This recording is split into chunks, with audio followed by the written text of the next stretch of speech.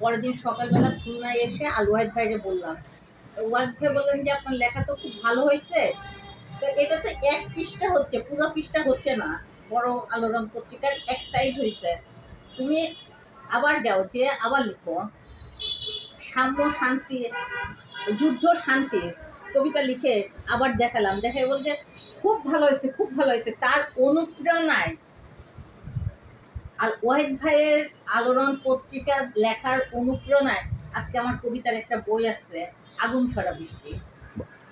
আমি আমি আমি সুন্দর সুন্দর খুলনা থেকে চলে যাওয়ার পরে আমার থাকার জায়গা ছিল না, এই আলোড়ন মানে আল ওয়াহিদ ভাই আমাকে ঢাকায় নিয়ে গেলেন, একটা পত্রিকায় কাজ করতে দিয়েছিলেন।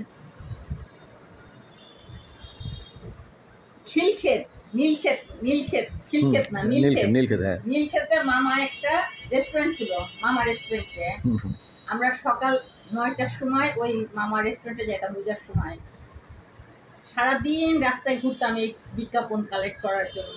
এর সন্ধ্যার সময় এসে ওই মামা হোটেলে আমরা সবাই মিলে একসাথে ইফতার করতাম, রাত্রের বেলা খেতাম আমাদের সেই দুর্দিনে। এই আল ওয়াহিদ আমার দুর্দিনে আল ওয়াহিদ ভাইয়ের অবদানের কথা আমি ভুলে গেলে আমাকে আমি ভুলে যাব। আজকে আমি বিআইডব্লিউটি এর ফার্স্ট ক্লাস কন্ট্রাক্টর। বাহ বাহ বাহ বাহ, ধন্যবাদ। আমি জাহাজের ব্যবসা করি, বিআইডব্লিউটি এর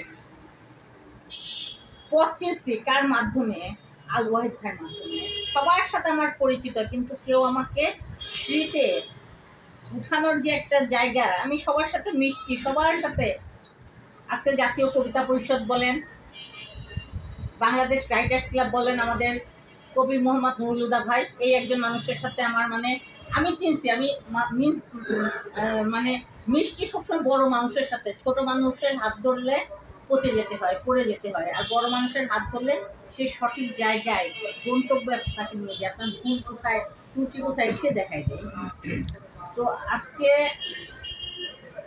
এটার সাথে একটা প্রেম হৃদয়ের সম্পর্কে, বাপ মা যেরকম জন্ম দেয় সন্তানকে, বাপ মার সাথে যেরকম একটা সম্পর্ক থাকে, ঠিক আল ওয়াহিদ ভাই মানে আলোড়নের সাথে আমার ঠিক সেরকম একটা আত্মার একটা সম্পর্ক।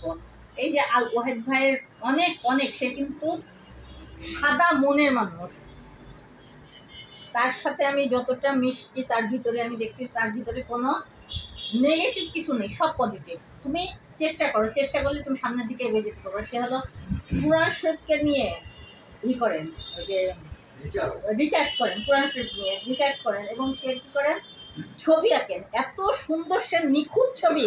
আমি তাকে নিয়ে গবেষণা করতে চাইছিলাম, কিন্তু সে আমাকে ওই জায়গাটা হলো ঢুকতে দেয়নি, ওইখানে আটকায় রাখছে। আমি যদি ওনাকে নিয়ে ওই জায়গাটা যদি গবেষণার জায়গায় আমি যেতে পারতাম, তাহলে আজকে আমি ব্যবসায়ী হতাম না, আমি মনে ওই কবিতারই একজন গবেষক হতাম, কবিতারই একজন গবেষক হতাম। মানে আল ওয়াহিদ ভাই যদি আমাকে মানে তার ভিতরে যে সে মানুষটা সাদা, তার অন্তরটা যদি ওটাকে কাটা হয় লাল রক্তের ভিতরেও, তার লেখা, তার কোরআনের আয়াত, তার সব কিছু ওই সাদা মানুষটা। আল ওয়াহিদ ভাইকে ছোট করব না, আল্লাহ তাকে বাঁচিয়ে রাখুক। আরো আরো আরো আমাদের মতন, আমার মতন শিউলিকে অনেক অসহায় শিউলি আছে, অনেক অসহায় মানুষ আছে, তাদের পাশে মানবিকতার মানুষ। আজকে আল ওয়াহিদ ভাই একজন মানবিকতার একজন মানবাধিকার কর্মী, সে মানবাধিকার কর্মী যেন আরো সামনের দিকে এগিয়ে যায়। আমাদের অনেক অনেক কাজ আছে। গতকালকে বরিশাল গিয়েছিলাম আমি, সমাজ কল্যাণ কর্মকর্তার ওখানে হলো হাবিবুর রহমান, ওই ভদ্রলোক জেলখানার মধ্যে বাচ্চাদের মার সাথে জেলখানায় চলে গেছে, ওইখানে বাচ্চা ভূমিষ্ঠ হয়েছে। সে কুকুর, জেলখানার মধ্যে কুকুর, গরু, ছাগল নেই। যখন জেলখানা থেকে তার 5 বছর বয়সে যখন সে বেরিয়ে আসে, সে রাস্তায় কুকুর দেখে বলে যে এটা কি বাবা, বলছে এটা কুকুর। এরপরে যখন গরু দেখে তখন বলে যে আপা এটা দেখে বড় গরু, বড় কুকুর। তাহলে কুকুর আর গরু কি জেলখানার মধ্যে বাচ্চারা করে না? তো জেলখানায় অনেক মানুষ আছে, অসহায় মানুষ। আমরা যদি জেলখানায় যে ওই মানুষদের সেবা করি যারা অসহায়, তাদের নেই, এগুলো নিয়ে আমরা যদি কাজ করি এবং আজকাল বাচ্চারা ধর্ষিত হচ্ছে, ঠিক, দারুণ কথা বলছেন। আজকে বাচ্চারা ধর্ষিত হচ্ছে। আমরা গাজা ফিলিস্তিন নিয়ে আমরা চিন্তা করতেছি, আমরাও কিন্তু গাজার মতনই একটা জায়গায় আছি। আজকে দেখেন আমাদের চারুকলা